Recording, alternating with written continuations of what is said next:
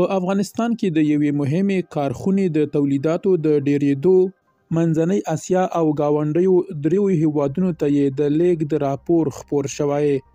بلخوا د هیواد په جنوب ختیځ کې د یوې لویې او زړه راښکونکې پروژې د چارو د بشپړېدو خبر ورکړل شوی. بشپړ جزئیات په ویډیو کې تر پایه وګورئ. پاتمنو لیدونکو ستړي مه شئ. د کارخونې د تولیداتو د ډیرېدو او لیږد خبر لرو، خو پیل په جنوب ختیځ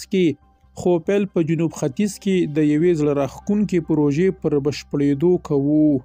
د خوست ښاروالۍ له لوري د پلو لارو د جوړولو پروژو د پلي کېدو په دوام د شاهي دربار شاوخوا پلو لارو کې د کاشیو یا ټاپ ټایلونو لګولو چارې پیل شوې.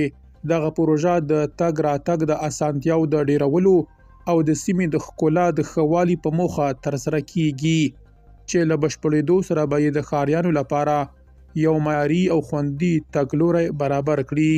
د یادونې وړ ده چې همدا ډیزاین پروژه د لال احمدزي شرکت لخوا د پښتونستان پارک، سولې پارک او ببرک خان پارک په پلو لارو کې د ګڼو کسانو په بوخت ساتلو سره روانه ده. په کندهار کې د لبنیاتو او مشروباتو یوې تولیدي کارخونې مشر وایي چې د دوی د تولید ورځنۍ اندازه 200 ټنو ته لوړه شوې ده.